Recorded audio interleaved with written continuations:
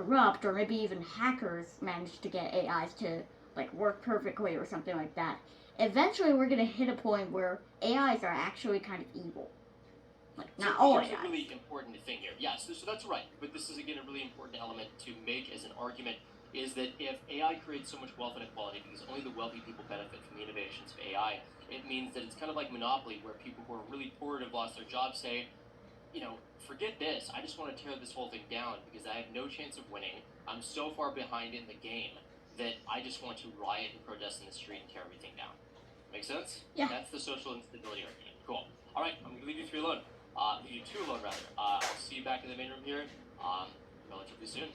All right, bye. You have about, by the way, 2 minutes and 15 seconds remaining. Okay.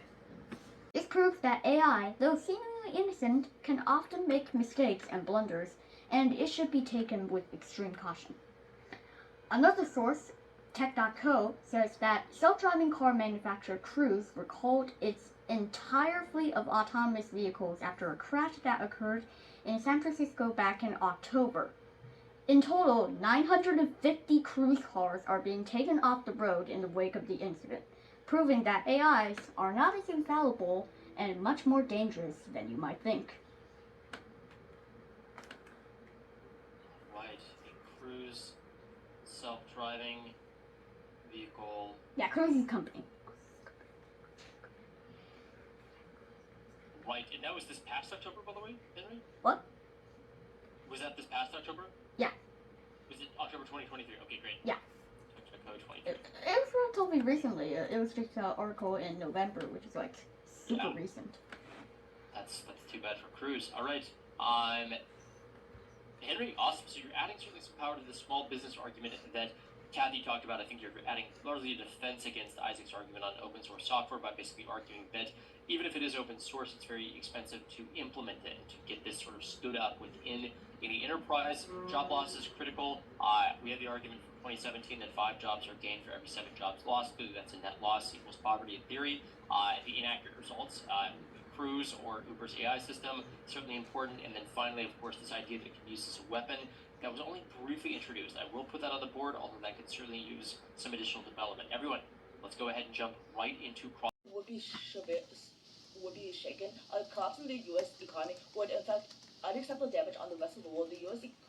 economic system provides the United States with needed to underwrite its security strategy, but also encourages other countries to accept U.S. leadership. On our case, on a fourth contention, they give you one response, and they say that AI is available to everyone already. However, they concede in class that not all AI is available to everybody, and moreover, the more powerful AI is not available to everybody, and those are gatekept by the people who make the AI. That AIs cannot physically solve poverty, since they are again limited to the code and sources, which means that they cannot actually really solve poverty. Just like we said in Crossfire, even though Aiden said that the codes can be fixed by humans, by the time that we find out that these small inaccuracies are actually apparently there, huge, catastrophic events might have already happened. For example, the Cruise and Uber cases. They did not discover that simply programming the AI to increase the prices when the demand increases will actually lead to this. And finally, then there's the fact that AI is so undeveloped right now. For example, even popular engines like ChatGPT or Bard aren't that good.